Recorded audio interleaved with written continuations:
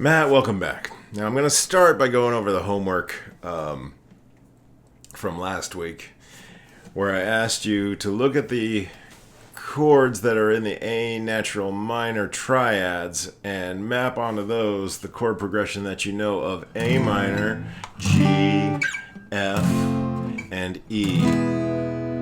And tell me there's one note in any of those chords that doesn't fit into the A natural minor scale. What note is it? But before I do that, I'm going to tell you a brief story. I don't know if this story is true or not, but I found it kind of entertaining. Story goes that Ludwig van Beethoven was sleeping in. He was oversleeping, and the servants, had to get him up. Guy just would not get up. Called down to him, Ludwig, we gotta go. He wouldn't budge. Guy was just sleepy. So the servants then went over to the piano, and they played the following keys.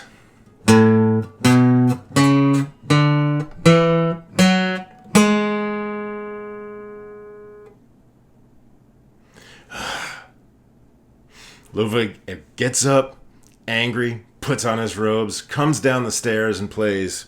All right? Why is that?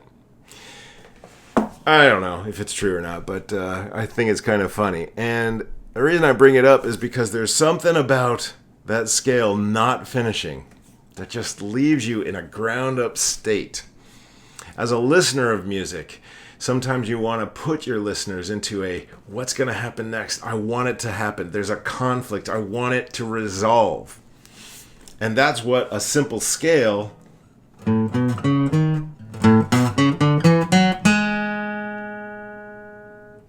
did. It put you into a conflict, and Ludwig had to have a resolution. All right? Now, let's talk about the chord progression. Chord progression is A minor, G, F, and E. All of those are in the A minor triads that we went over, except instead of E major, it should be an E minor if it were in the A natural minor chord progression. But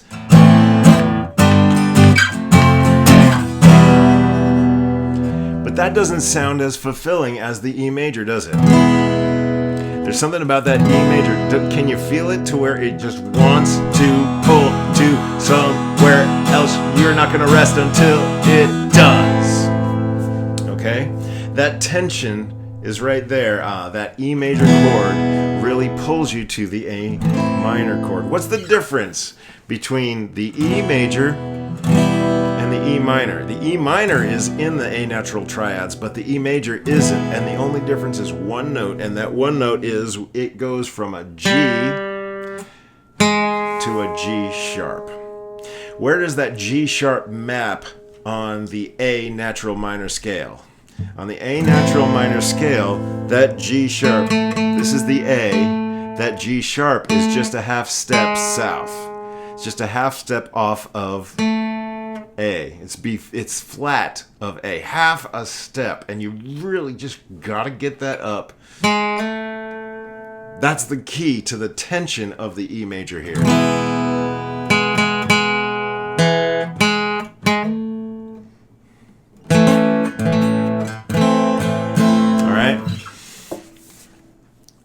That half step is a big half step, and it goes from tension to resolution. All right, and that's the key to why I had to say it's the natural minor, because one of the classical musicians noticed that there was a problem with the natural minor scale, and the natural minor scale did not have the major seventh. That note is key to that feeling of tension that you get in the major scale. In the major scale, the major seventh was right there. You just go to the 5 chord, and that major seventh is right there. That 5 just was a conflict, and it wanted to resolve to the 1. So in the key of C, then the G chord or the G7 chord both had that major seventh of the C, that is the B, and that B would pull you and want you to move you into the C major. But the natural minor didn't have it. And so they actually came up with another scale that does have, it is a minor scale, but it has the major seventh in it, and that's called the harmonic minor scale. Let me try and see if I can play a harmonic minor scale. Let's see. Can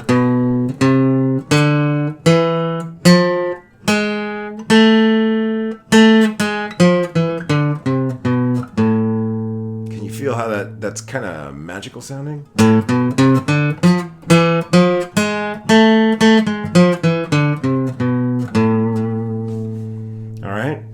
The only difference between that and the natural minor is this instead of this. Natural minor, harmonic minor. All right? So the natural minor scale is what most people think of when they say minor scale, but it's not the only one. In fact, after 6 years or less of piano lessons, my son now, when he is asked to play a minor scale, they imply that it's the harmonic minor scale. Sometimes they will flip it. There is another minor scale. Oh, that's harder to explain, but it's called a melodic minor scale. So there's 3 minor scales to talk about. Natural minor, melodic minor, harmonic minor. Another thing about the harmonic minor, though, that you haven't seen in another scale is it is not diatonic. It is not the same pattern. If you think about the harmonic minor, there's a key, whole, half, whole, half, minor third. So there's this jump from here to here is 3 half steps, and you're not doing any of those. It's not a whole, it's not a half, it's a 1.5 step. So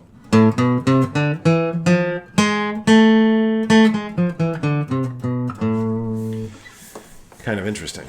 Okay, so to review, the scales that we've gone over, the scale that we spent the most time on was the major scale. And I think this is the most important one for your purposes to memorize and such. The major scale, then we went and did the natural minor scale. And one of the things that I said about the natural minor scale was that it's the same notes as the major scale, just starting on a different note.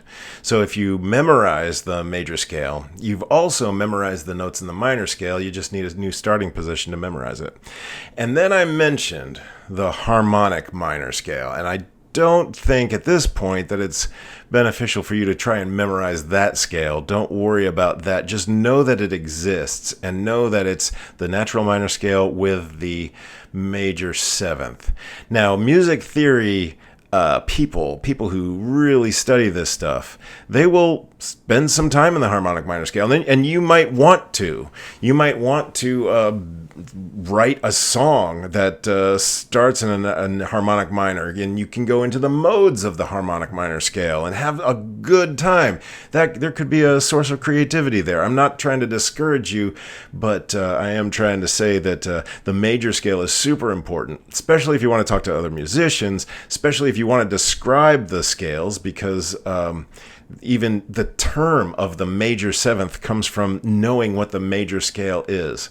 So knowing that the major scale is used to denote the notes of all the other scales is super important. And then just also know that there are other scales, and the harmonic minor is it's a good one. All right, now I'd like to switch gears and switch back to the major scale, because I wanted to talk about one more thing in terminology of what the chords, what the triad chords are named in the major scale. Okay, so I'm going to say major scale triads. And if you remember, it's going to be major, minor, minor, major, major, minor, diminished. Okay? And the triads are going to be 1, 2 minor, 3 minor, 4 major, 5 major, 6 minor, and 7 diminished. Okay? All of these chords have names, and I just want to tell you what the names are. Okay? The 1 chord, we're just going to call that the tonic. Okay? What else? Another really important chord is the 5 chord. And that one we're going to call the dominant. Okay, you've heard me use the term dominant in a lot of different contexts, but one of the most important is that the 5 chord in the major scale is called the dominant. And it's for the reason that I kind of alluded to earlier in the video. It sort of pulls you toward the tonic. When a listener hears the dominant chord, they want to get pulled to the tonic. They want it to resolve to the tonic. Okay? At least that's one purpose for the dominant chord. Okay? The 4 chord is called the subdominant.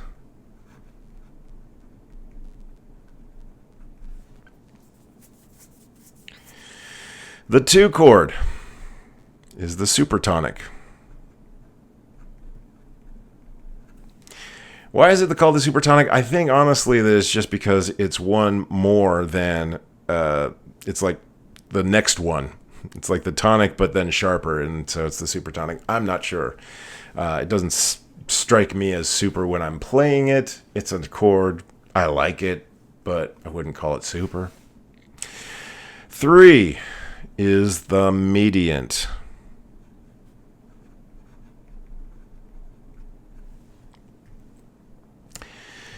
The 6, sub-mediant.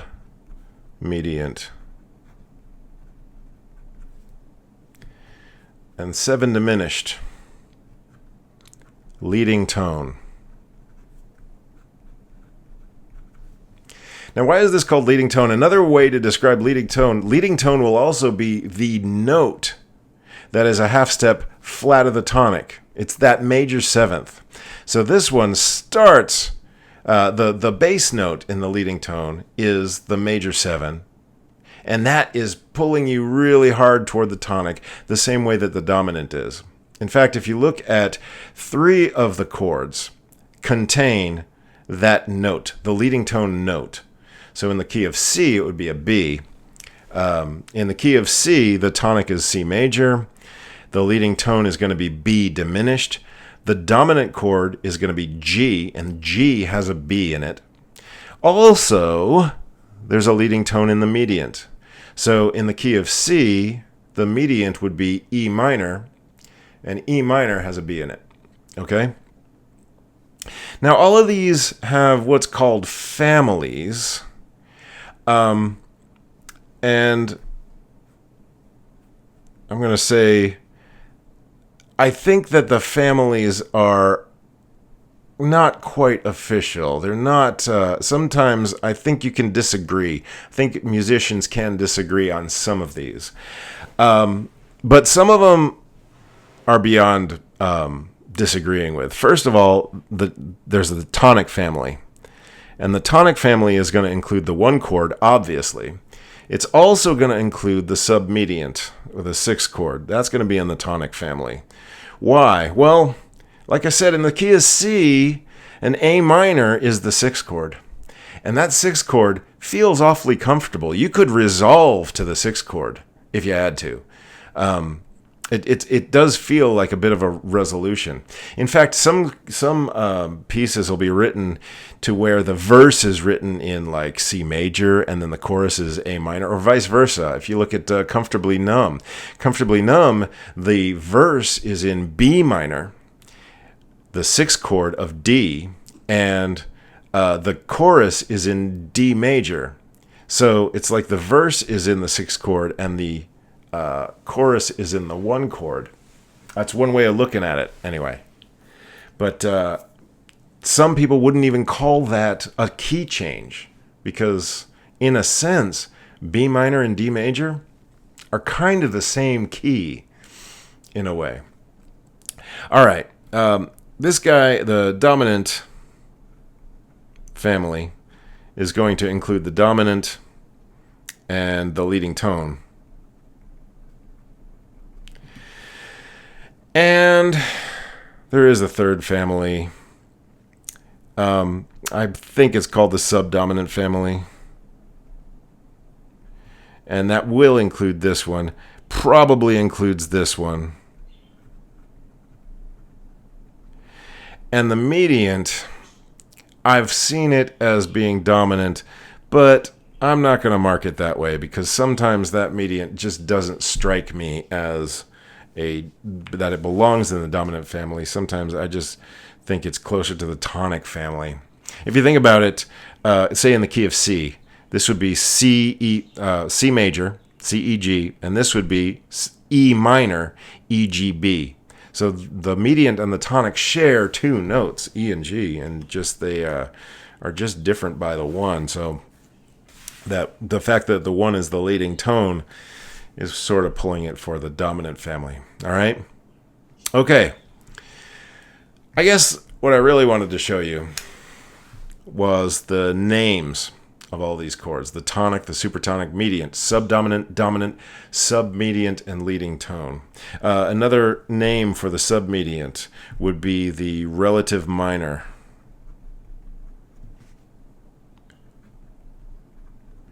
But when I say the relative minor, I'm stressing that this is the chord that is the minor chord that sounds a lot like the tonic. This is the minor chord that has the same notes in its scale, in its natural minor scale, as the tonic in the major. Okay? And so saying relative minor sort of stresses that the really close relationship between these two chords. Okay? All right. I wanted to share with you those names because it's kind of important for the next topic that I wanted to talk about. And the next topic I wanted to talk about is, why do some chord progressions sound great even though they are outside of the triads of your scale? Okay, what you got here is something we've gone over before. These are the chords to Nobody Knows You When You're Down and Out. And this was an example that I stressed where the chords do not match the major scale triads. They also sound good. They sound wholesome. They sound like they belong together. Why is that? All right, I'm going to talk over the next few lessons about a few different concepts, and we're going to play with them. These are concepts that can apply to chord progressions and take them out of the diatonic chords and still have them sound great. For one, I'm going to talk about a line cliche. Okay? Another one, I'm going to talk about secondary dominance. That ends in a TS, not in a CE. Secondary dominance. Related to secondary dominance, I'm going to talk about 2-5-1 transitions. TRANSITIONS. So those are transitions that use the 2-5-1 in order to get where they're going. Okay? And one other thing I wanted to talk about, borrowed chords. Okay? These are all pretty advanced topics. We're kind of beyond just the basics of being able to talk to some kid who just plays in band or something. These are sort of helping you compose complicated chord progressions that sound good. And you can see that they're going to give you a lot of tools that are at your disposal. Okay? The one I'm going to talk about now is secondary dominance. All right? We talked before about what a dominant is. In the major scale, the dominant is the 5 chord. Another thing that you could do, you could use the 5-7. That's the dominant 7.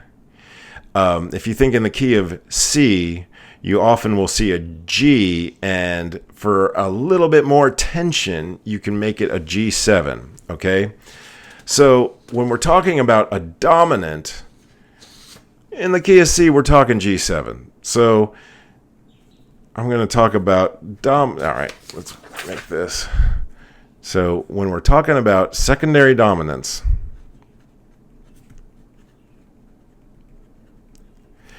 I'm going to talk about the dominant is dominant is the 5/7. Okay? You'll notice that in the major chords, that just sort of makes sense. In C, it's going to be the G7. But in A minor, I also want it to be the 5/7. In A minor, the dominant is going to be E7. Okay? Why? Well, you feel that when you're playing that A minor chord progression we were going over. You feel that pull and the E major chord. E major with the dominant 7th also pulls you in the same direction. Okay? So, for this discussion, I'm talking about the 5/7 is the dominant. What is the secondary dominant? Okay? Well, the secondary dominant says here, if I'm in the key of C and I'm just going to the dominant, I'm just going to go to G7. The secondary dominant is going to be the dominant of my destination chord. So instead of going from C to G7, maybe I should go from C to the dominant of G major, which is D7, and from there go to G7. Notice that D7 is not in the diatonic chords of C major, but it's still, if you put it together, it still sounds pretty darn good. All right, well, let's demonstrate some secondary dominants. I'm going to do a chord progression. That's going to be a 1, 4, 6, 5 chord progression in the key of C. So I'm going to do for 8 beats C. I'm going to go to F for 8 beats. And then I'm going to go to A minor for 8 beats. And then I'm going to go to G.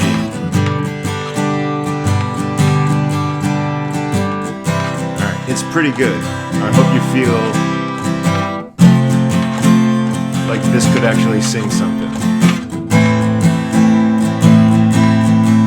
But what about with secondary dominants? We're going to start out with C, then we're going to go to the dominant of F, and we're going to go to F. The dominant of A minor is E7. The dominant of G is D7. How did that feel?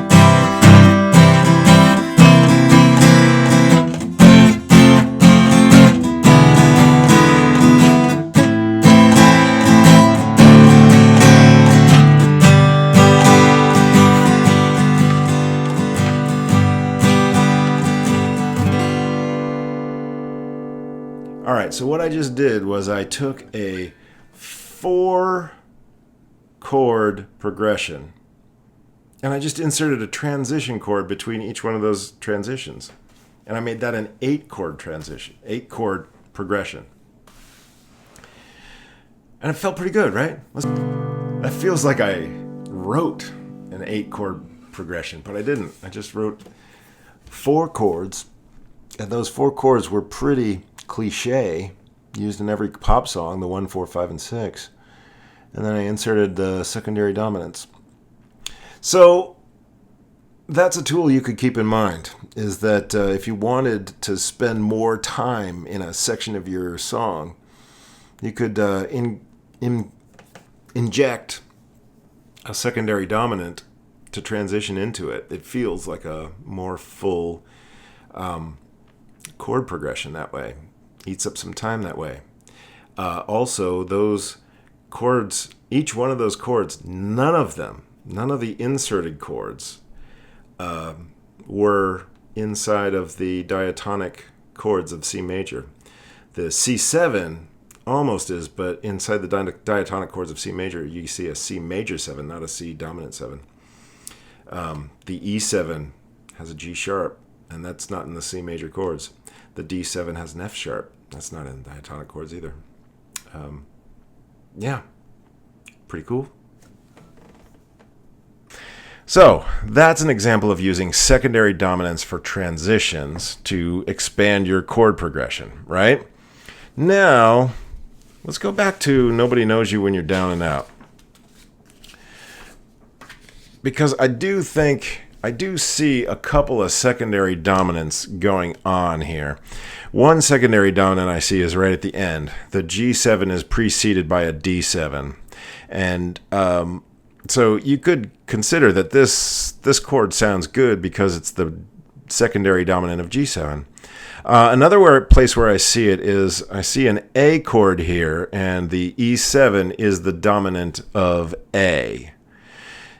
We used it before as the dominant of A minor, but it's also the dominant of A major, so E7 to A major sounds pretty darn good.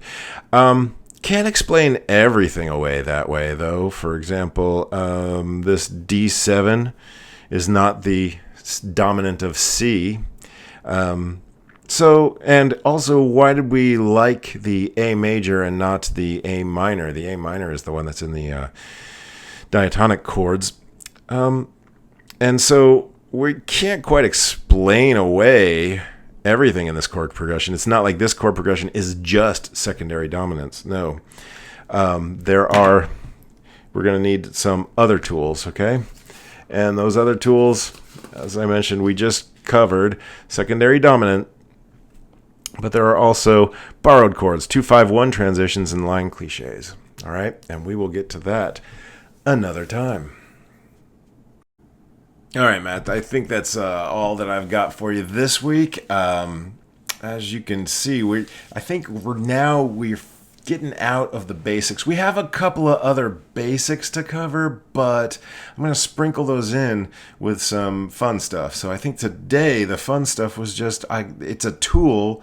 The secondary dominant is a tool that you can use to sort of inject some life into your chord progressions. And that's the first tool that is like, well, this music theory actually can help you in your songwriting. Instead of just playing around and looking for what sounds good, this is sort of a tool that will click and you can deploy anytime that you need it. Even you can just try it out sometimes, just see if it sounds like what you want.